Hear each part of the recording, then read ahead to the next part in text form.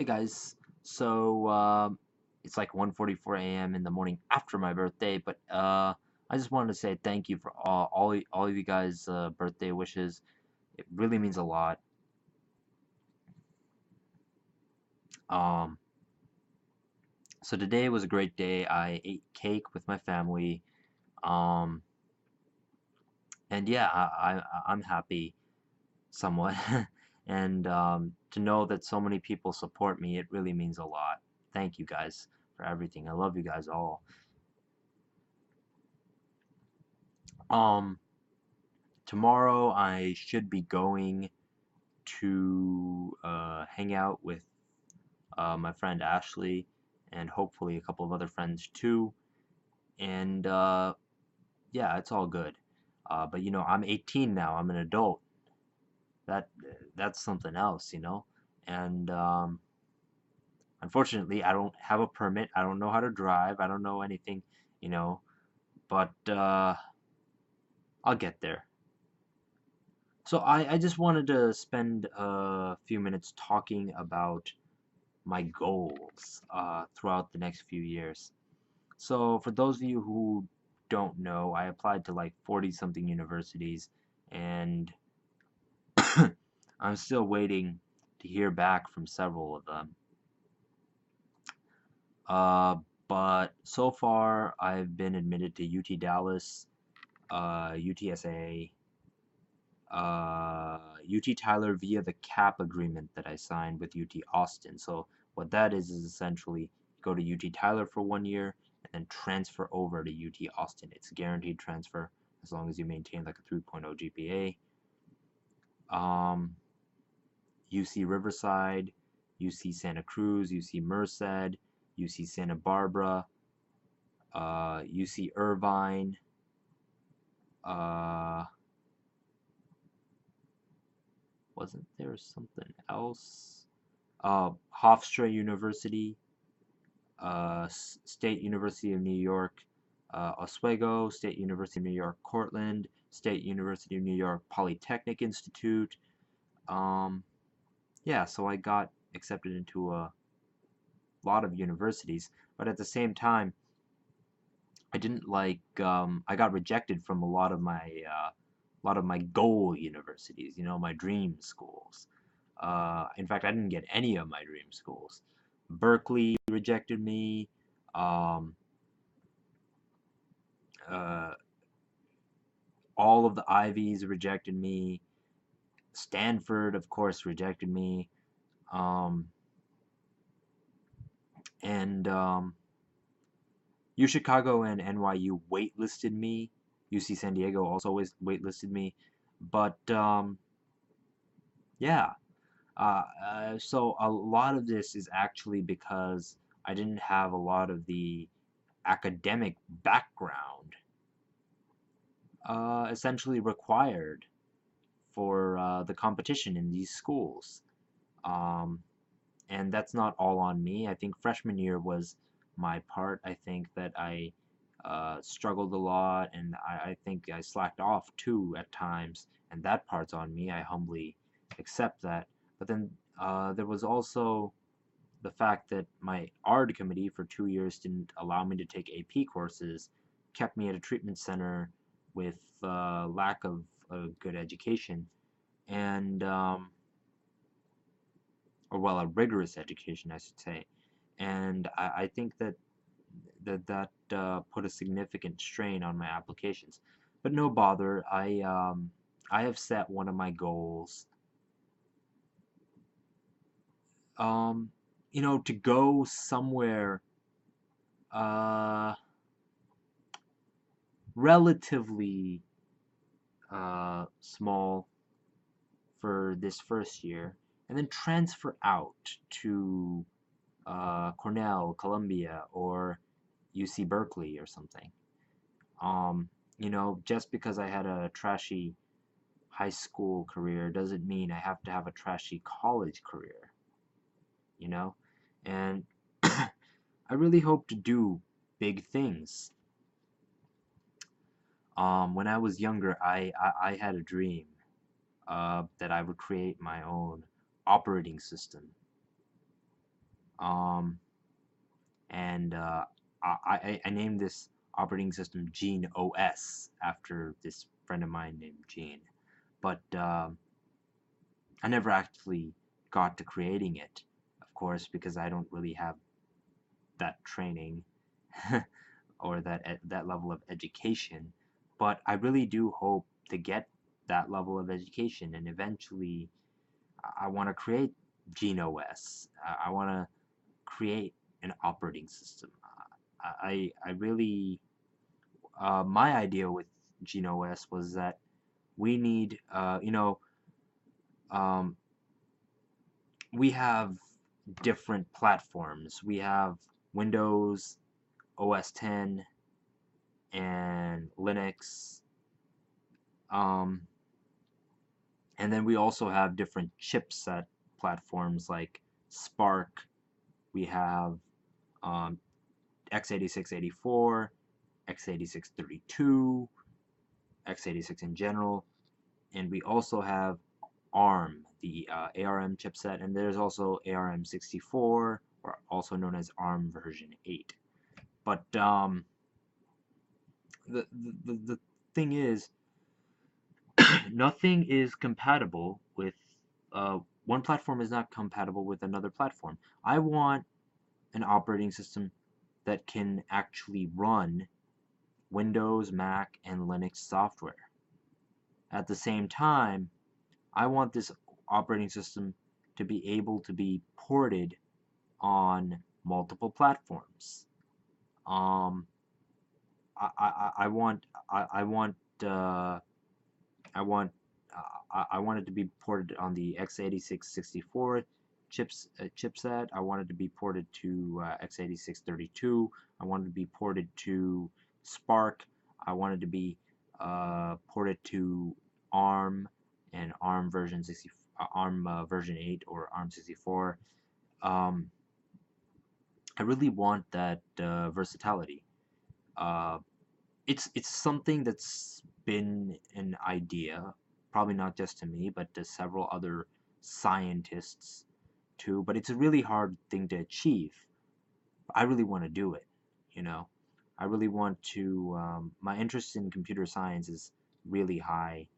That said, I can also slack off in that very subject too. um, yeah, I. But you see, I don't actually, although I'm getting a degree in computer science, I don't actually want to be a computer programmer like by profession. I want to be an FBI agent. And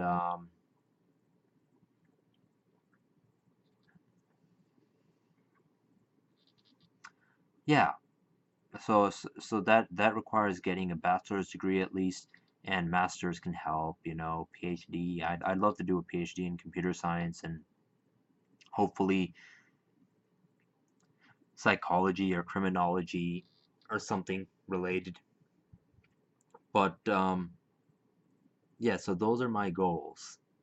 And I personally think that even though it's a lot of work, it should be done. What says that if I'm a federal agent that I can't be interested in computer software or operating system development or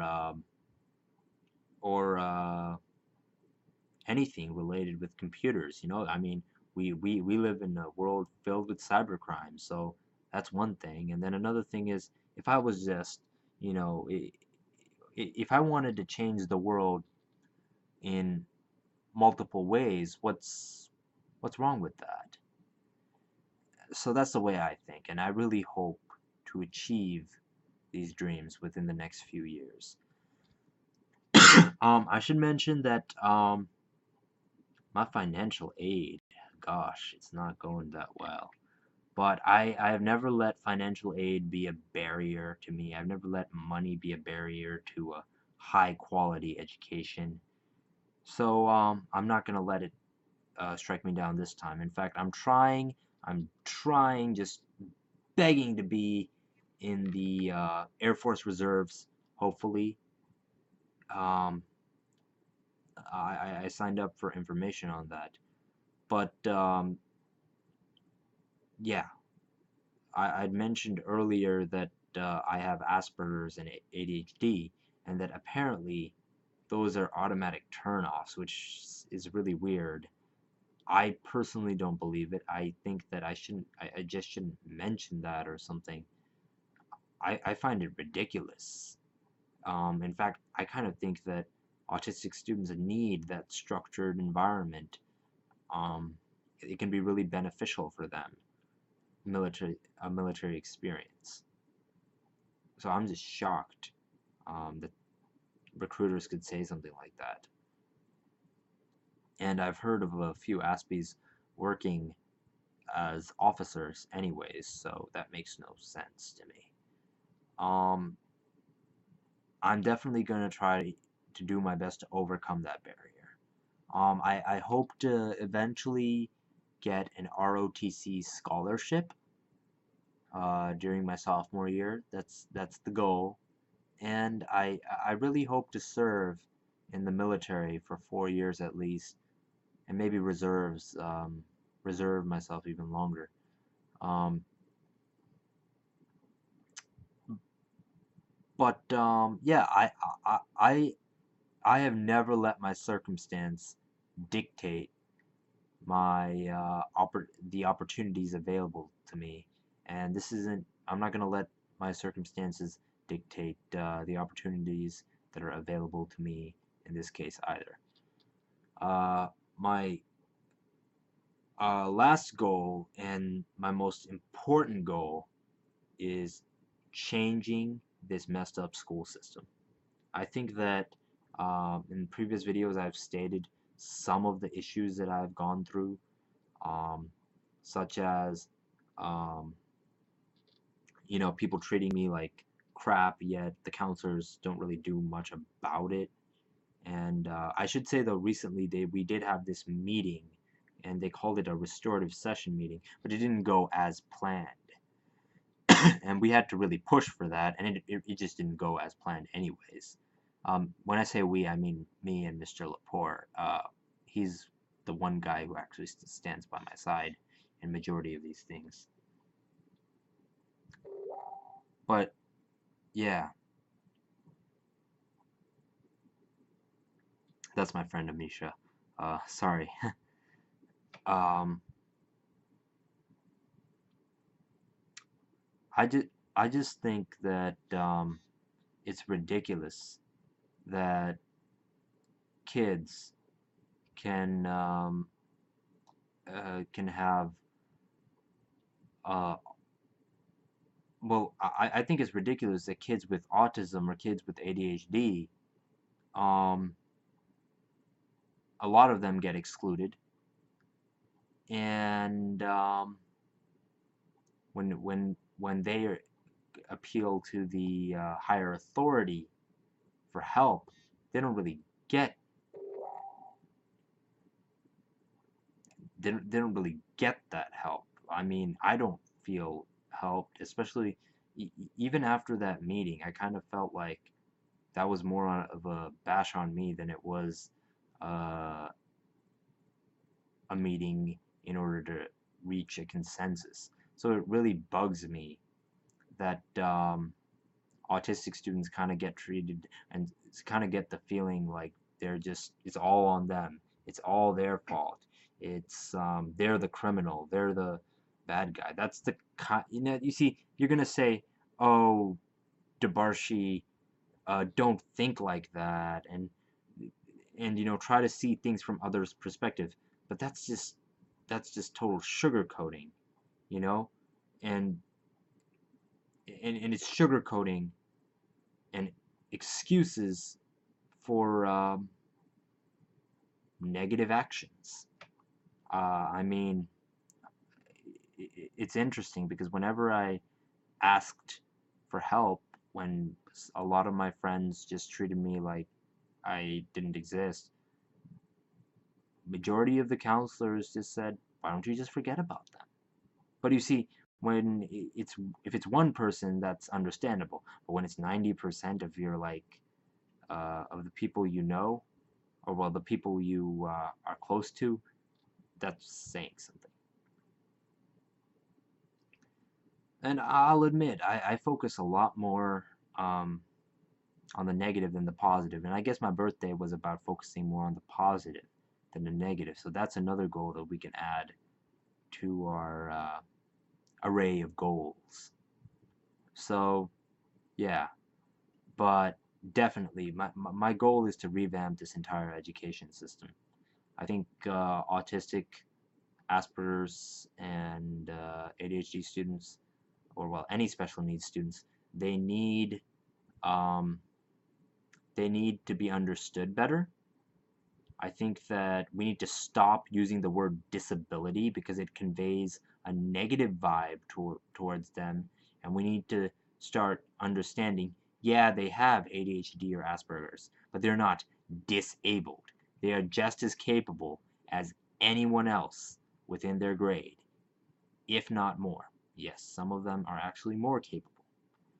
Um, and we need to stop acting like these are uh, crazy people because they're not. They're they're sure they're different, but we all are different, and we need to respect that. And I think that educational professionals do a terrible job at actually respecting that. You know, Albert Einstein, he didn't get anywhere thinking rationally.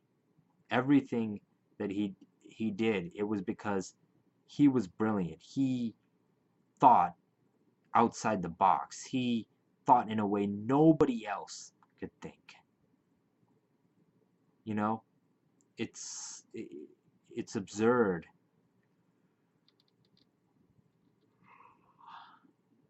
It's really absurd when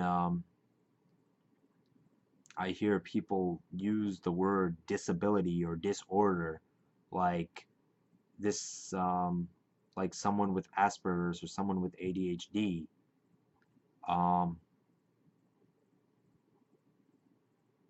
is antisocial or something, which is just not true.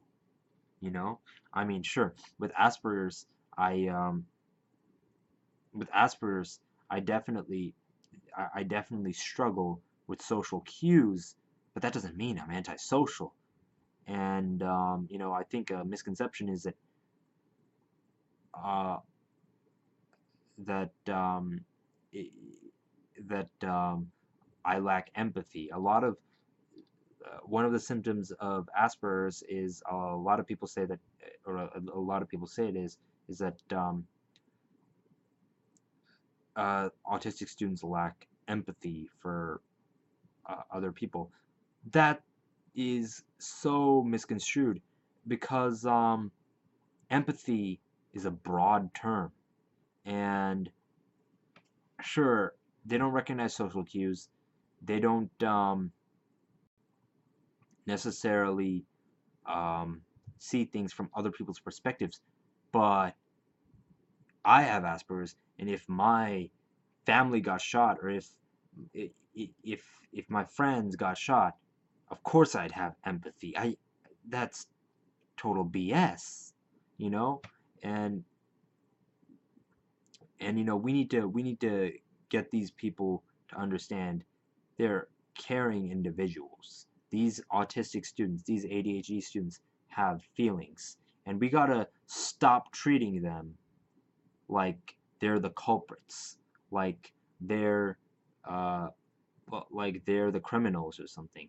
It's beyond ridiculous. I get this feeling too often in the school system. I'm pretty sure, based on what I've heard, a lot of other um, children get this feeling, and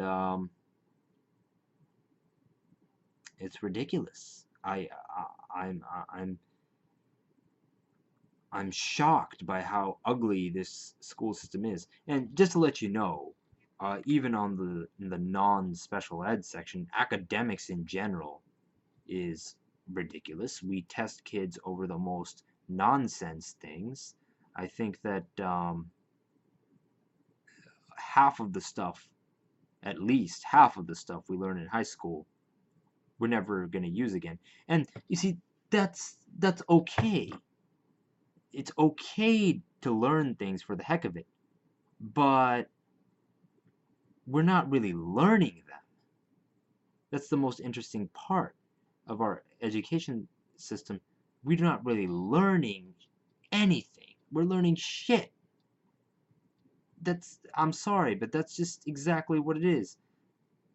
We memorize things for a test or a quiz or something. But do you think 20 years from now I'm going to remember what US government is, or what, like, or like, well, I mean, I want to be an engineer, so I better remember what a derivative is. But like, do you think 20 years from now I'm going to remember um, that book I read in AP English? No. I or some of the vocabulary words that I learned in AP English? Most probably not, because they're not day-to-day words. They're kind of like studying for the SAT, you know. But and this isn't just in AP courses. I like AP courses. Don't get me wrong. They're rigorous level courses suited for gifted minds. But yeah, I think that the education system in general, we teach kids the wrong things. We need to stop teaching kids how to memorize information and actually concentrate more on the processing of information. You know what I mean? The conceptualization. And I think that's not something that I can solve myself, but I'd like to help solve it, you know? And by the way, Common Core sucks. I know Texas doesn't use Common Core, but Common Core, you should see that Common Core math crap. It sucks. If I made a car using Common Core math, the head would be like right here, the side would be here, and it would be a really awkward car. Take a look at this. You'd be driving like this, and your headlights would be right here, and that's so weird. You know, by the logic of Common Core, it it just complicates things. You know, and you're stressing kids out. Like, I don't know what else to say but that. You know, you're stressing kids out big time. It's all about memorization. It's all about, it's so emphasized on just reading a textbook and taking a test or a quiz. We don't really learn. We don't enjoy things. That's ridiculous. It's it's beyond ridiculous. And there are a lot of people who have test anxiety, and I guess you could say I'm one of them, even though I don't have that bad of an issue with test anxiety, obviously, because I mean I got a 34 on my ACT. But you know, we have a serious issue with quantifying uh, our students, and these students stop becoming um, stop being human beings to us, but become more like numbers and numerical data. It's just so disgusting. And I also am shocked at the competition level for some of these colleges, and and some of the criteria in order to get in. It's very funny, because although a lot of colleges don't say it, an SAT or ACT test score can actually prevent you from going to a college, if it's a very prestigious college, that is. And I think colleges focus on the wrong things. We stop looking at personality, and we start looking more at, oh, what did this student get on a test? What was his GPA or rank? This and that. we don't focus on, um, okay, so maybe this student uh, had a 70 or something in this class freshman year. How did he do the next few years? Did he get better? Did he win? Would you rather have a student who has who's had all A's and is perfect and has learned nothing essentially except how to study, um, versus someone who didn't know everything at first, but he learned the process of learning, and through that he became a better student. But you see, colleges don't see things like that. Colleges, they they're extremely number based, and I hear that it's changing, but it's not changing that fast, and it's not changing enough. We need to stop thinking about GPA and ranks, especially ranks, because we are pitting these kids against each other, and I really hate it. It's funny, FBISD isn't really doing much to heal our rank issue. Parents were complaining about ranks a couple of years back and how academy students, blah, blah, blah, this and that. Eh, But how does FBISD respond to all of this? They create a 100-point GPA system. So now the competition just got even more tough. We were on a 4.0 GPA system and just got to a 100-point GPA system where every single point counts. Before, you could get a 92 and still get a 4, or well, a 6 if you're if you're in an honors course. But now one kid has a 92, another kid has a 96, another kid has a 99. The other two kids are just out. That's ridiculous. That's ridiculous. Some level of competition is healthy, but we need to work together. Kids need to work together and get a good education rather than being pitted against each other, stressed out, bored to death, some of them. And yeah, it's I just think it's a ridiculous problem, and it's a failure in our education system. It's not limited to Dulles High School. It's not limited to FBISD. It is our entire United States education system.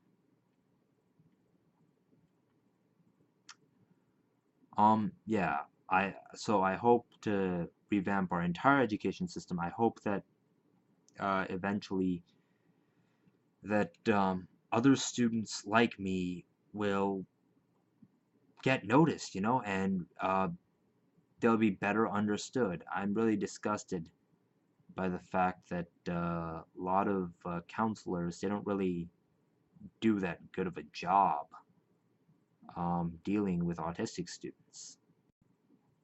And one last thing before I go, I think that one of the major issues is that a lot of these students, even though that they're very capable of doing more, they're not encouraged enough. I have a friend who's autistic. He has uh, he has a internship with United Healthcare, which is essentially one of the biggest uh, insurance companies in the world. But I asked him, if he wants to go to college and stuff. He said no, which you're entitled to say no if you want to, and that's fine. If you don't want to go to college, that's on you. It's fine. But the reason he said no was extremely alarming to me. He said because he doesn't think he can handle the coursework, that he can handle it. You see, that's the thing. When you use the word disability in front of all of these kids, when you uh, portray negative vibes and essentially like treat these kids like they are less than any other student and that they're less capable, what do you think the student's gonna think? You know, um, it's amazing how only about 10 to 20 years ago, uh, college even became an option for many of these smart kids. We need to seriously do something about our education system. We need to teach, um, we need to actually uh,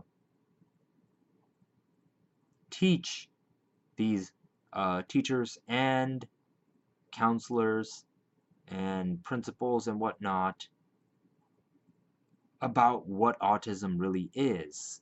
And we need to stop blaming these kids over every little single thing they do. We need to,